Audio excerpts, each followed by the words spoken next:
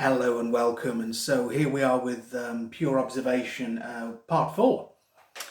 And this is the one that's just following on from the small sidetrack around the fictional book Amityville Gateway of Evil, which is a video that I've just put out as well, regarding our fictional offering to the numerous, offerings around this concept.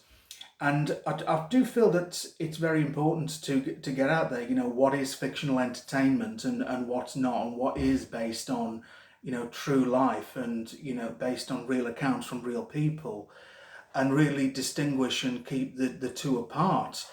Because I do feel that that's caused a lot of controversy and confusion amongst a lot of people, where it's like, well, I saw this happen in a film. Did that really happen? Well, no, that wasn't based on anything true. That was a complete work of fiction that was stemming from something that was based on a true story.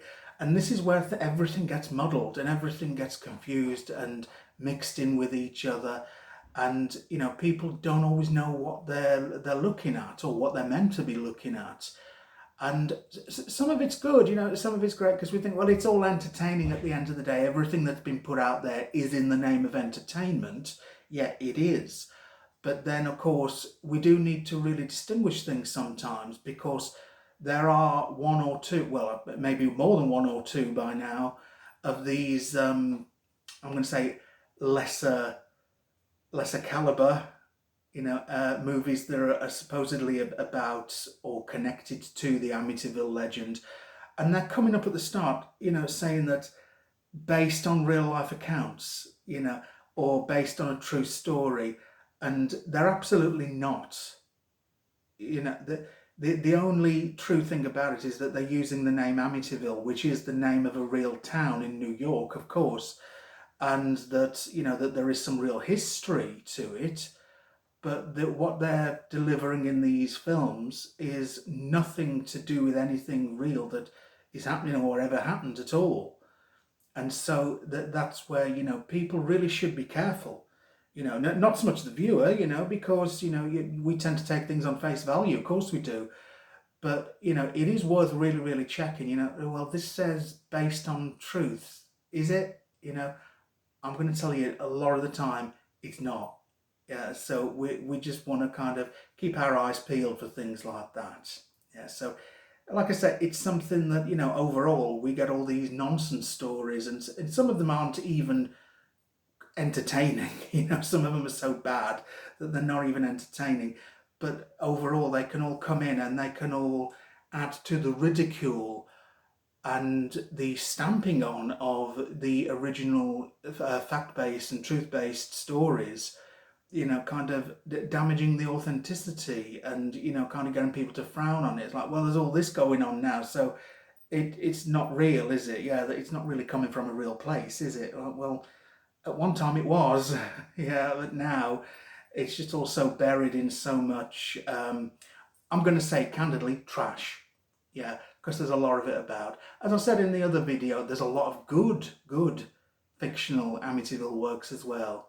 That there are some very good and very entertaining ones, but then, like some things, it just went way too far. Unfortunately, with Amityville, it went in a very bad direction. It wasn't just weak sequels, it was things that just took things to, something completely bizarre, completely away from the original concept. Yeah, so just wanted to point that out, really. And so something else that I haven't yet mentioned in these videos, and of course it is a crucial and very, very important part of the whole thing, the DeFeo murders. Yeah, now, the last thing I want anyone to think is that I'm just some horror nut or paranormal enthusiast who only cares about the scary, spooky side of things, and doesn't care a hoot about this family who were murdered, because of course I do. And of course I feel it's horrific, very, very sad, very, very shocking. And, I never do anything without great respect to them. but then it is sometimes a bit of a catch-22, to just be talking about them over and over again, going over and over what did or didn't happen, looking at theories as to how the murders really happened. We could call that disrespectful in itself and not letting this family rest in peace. And so that's why, like I say, I do pay my due respects to them, but then I like to leave it as it is, because no amount of going over and over a story is going to change what happened to that family. And whereas with the Lutz story, we can continue to talk and talk about that, and there are still lots of different things, to be discussed, to be discovered, to share with each other, that's always going to prove interesting. And like I say, unfortunately, with the DeFeo family, we're not really going to change anything. Now, the other thing is that things can get blurred with people like myself, in the way that people will say, oh, you believe the Lutz story then, do you? So you believe all that nonsense about a demon possessing Ronald DeFeo and forcing him to kill his family. So you believe all of that trash, do you? You believe the whole thing. Well, no, actually I don't. And most of the more considerate and respectful viewers and followers of this case will tend to think similar to me, that the murders were the act of a human being. That it was the act of a very dark, disturbed human being who was heavily into drugs and alcohol and probably not in his right mind, and we're looking at somebody who was guilty, simple as that. I mean, I don't necessarily rule out the idea that there could have been something supernatural already in that house during their time there, but I do not believe that a ghost, an entity, a poltergeist, a demon, anything like that, I do not believe was responsible for those murders. He was guilty. And I am also, some would disagree with me here, I'm also against all these new theories about maybe his sister played a part, maybe his sister did it and he killed her in self-defense. I feel that that's all very disrespectful as well, because we're talking people who aren't around to either defend themselves or take responsibility. So I'd disagree with all of those kind of talks, and that those are the ways that I feel that that family should be left in peace. But what I will say about this is that we get a lot of people from the earlier days who would have known the DeFeo family, who would have lived around there, and they will come along saying, well, no, there's no way any of that haunting stuff was true, because I went into that house, I knew them, we never saw any ghosts, we never saw anything strange, so it's all absolute trash. They made it up to cash in on it. Well, you know what? It's all well and good saying that, yeah, we knew them and we didn't see anything weird in their house. But we're talking about a house that at the time had not hosted 6 horrible, brutal murders. And this is why I like to kind of people to think outside the box a little bit. I hate that expression, but I'm going to use it this time.